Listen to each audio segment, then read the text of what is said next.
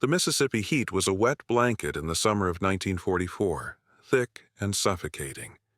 It clung to the pines surrounding Camp Clinton, seeped through the wooden walls of the barracks, and settled heavy in the dental clinic where Captain Elias Vance worked. The air inside was a cloying mix of antiseptic, oil for the drill, and the faint metallic scent of blood. For Vance, it was the smell of his war, a world away from the mud and steel of the European theater where his younger brother, Sam, was fighting with the 29th Infantry Division. Vance's days were a monotonous cycle of extractions and fillings for the GIs who guarded the camp. But Camp Clinton was no ordinary post. It was a holding facility for thousands of German prisoners of war, and, unusually, a designated camp for high-ranking German officers captured in North Africa and Normandy. They lived in separate compounds, a strange, surreal bubble of the Third Reich transplanted into the American Deep South. One sweltering August afternoon, the camp commandant, Colonel John L. Smith, a stern, by-the-book officer, walked into Vance's clinic. He didn't waste time with pleasantries. "Captain," he began, his voice flat, "I have a new patient for you, a special case." Vance wiped his instruments, his back to the colonel. "Sir? Another GI with a sweet tooth for contraband candy? No, this is a prisoner. General Major Klaus von Hardenberg." Vance stopped. He turned slowly, a sterile pick still in his hand. "A German general, sir?" "The very same," Smith confirmed. "Captured near Cherbourg. He has a severe dental issue. Took some shrapnel to the jaw months ago on the Eastern Front, apparently. He's in constant pain, can't eat properly. The International Red Cross has noted his condition. Under the 1929 Geneva Convention, we are obligated to provide medical care equal to that of our own men." Vance felt a cold knot tighten in his stomach. He thought of Sam's last letter, describing the hedgerows of Normandy, the constant fear, the friends he'd lost. And here, he was being ordered to provide meticulous, complex dental care to one of the men who orchestrated that very war. "With all due respect, Colonel," Vance said, his voice tight, "my priority is our soldiers." Colonel Smith's eyes were hard as granite. "Your priority is to follow orders, Captain. President Roosevelt's administration is adamant we uphold the convention to the letter. It's not just about ethics. It's about hoping the Germans afford our captured boys the same decency. You will assess General von Hardenberg and provide a full treatment plan. That is an order." The colonel turned and left. Vance stood alone in the suffocating heat, the dental pick in his hand suddenly feeling as heavy as a weapon. He was a healer, sworn to an oath. He was also a soldier and a brother. Now those two worlds were set to collide in the polished chrome of his dental chair. Here is the continuation of the story. 2 days later, 2 armed military policemen escorted General Major Klaus von Hardenberg to the clinic.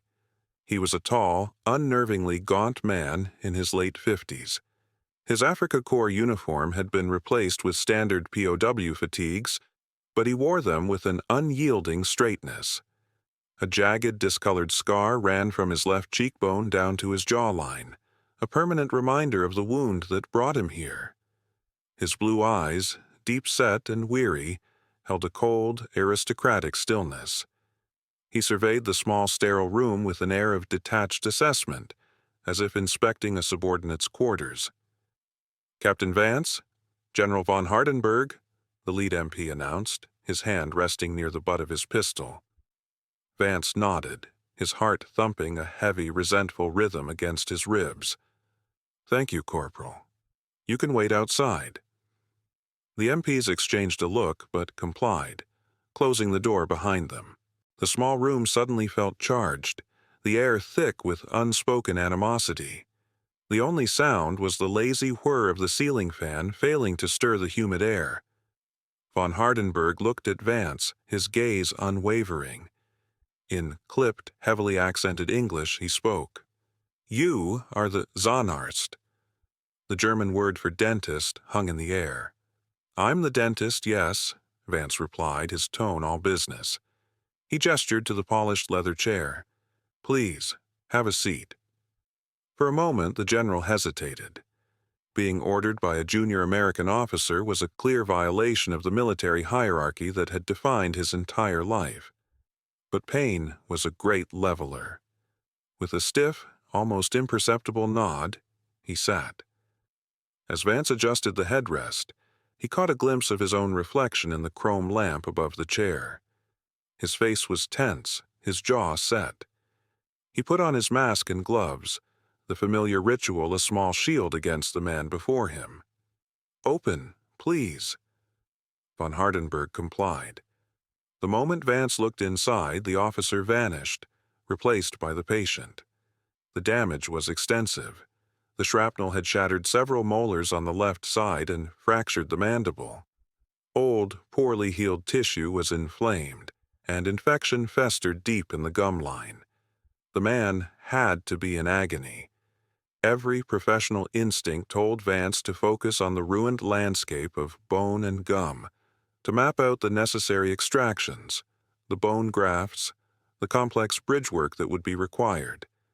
But his mind screamed with images from Sam's letters, of bodies torn apart by German artillery, of young American faces frozen in death. He was holding a dental mirror, but he felt like he was staring into the abyss of the war itself. The man in his chair wasn't just a patient. He was a symbol of the force that was trying to kill his brother. Of course, here's the third part of the story. The X-rays were clipped to the light box, glowing like spectral maps of a ruined city.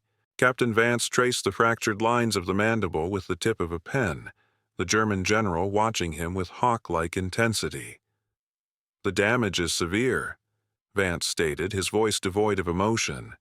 He was a mechanic now, explaining a broken engine. "The first phase will involve extracting the shattered molar roots and any teeth compromised by the infection. Phase 2 will be debriding the infected bone. After it heals, I'll need to perform a graft to rebuild the jawline. Only then can we create a permanent prosthetic bridge. The entire process will take months." Von Hardenberg listened without interruption, his expression unreadable. "And you are capable of this complex work?" The question was not a challenge, but a clinical inquiry. "It's my job, General," Vance replied flatly. The first procedure was a brutal affair. The clinic was hot, the air thick with the smell of clove oil and sterilizing alcohol.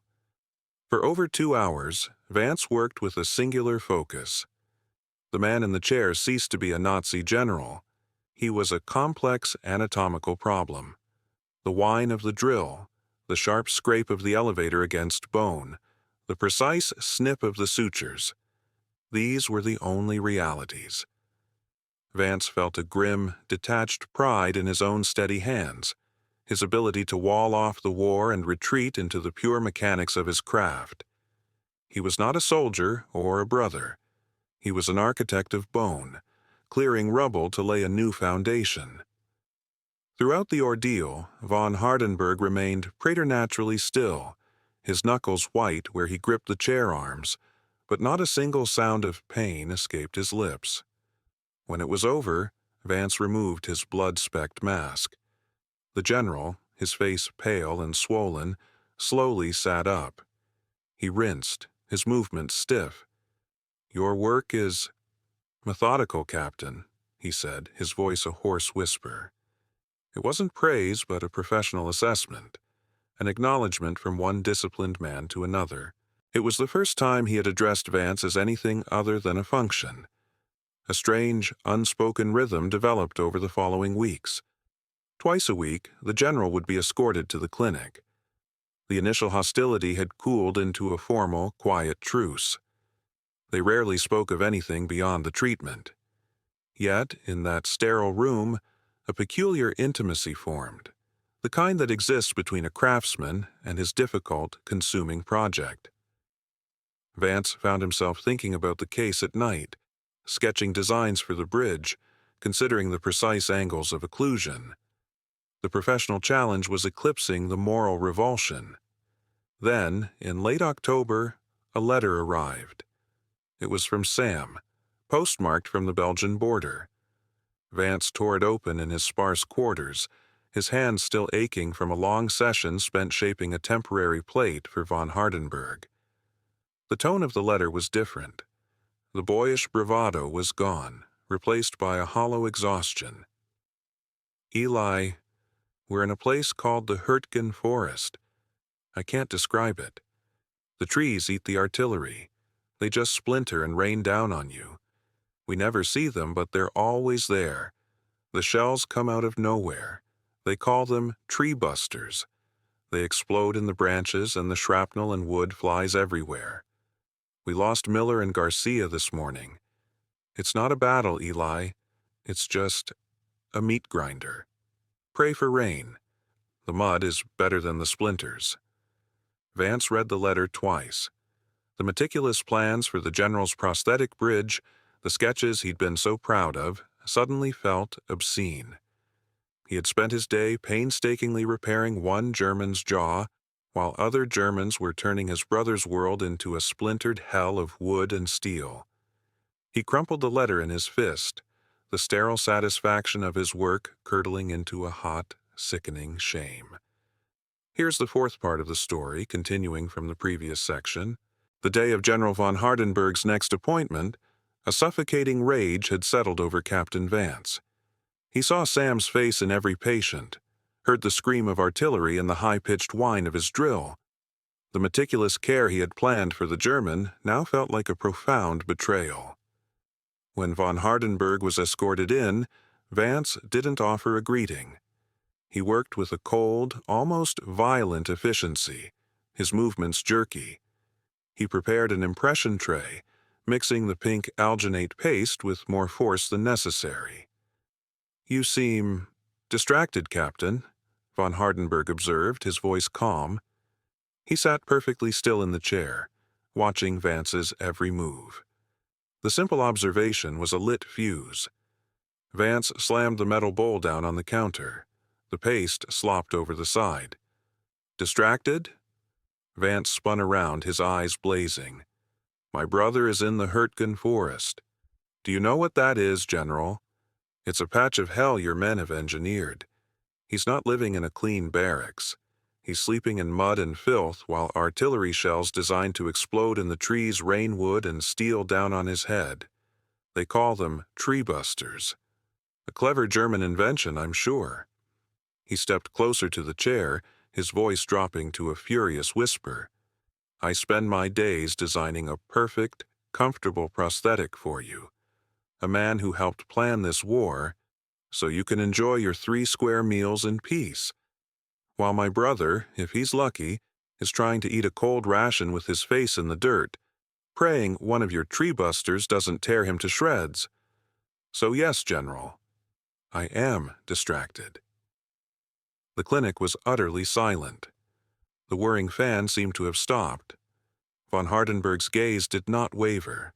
The aristocratic mask remained, but something shifted in his pale eyes. A flicker of an emotion Vance couldn't name. He expected a rebuttal, a defense, perhaps a cold dismissal. Instead, the general spoke, his voice low and gravelly. "I have a son, a Hauptmann in the 6th Panzer Division. His last letter was from 2 months ago, from a place near Stalingrad." He paused, and for the first time Vance saw the immense, crushing weariness behind the man's rigid posture. "You see, Captain," von Hardenberg continued, his English precise, "war is a meat grinder. It does not discriminate by uniform. It takes sons from dentists, and it takes sons from generals. The splinters, they find us all." The anger in Vance's chest didn't vanish, but it fractured. It was as if the general had reached into his soul and touched the very splinter of grief and fear that had been lodged there. The enemy in his chair was not an abstract monster of propaganda. He was a father, afraid for his son.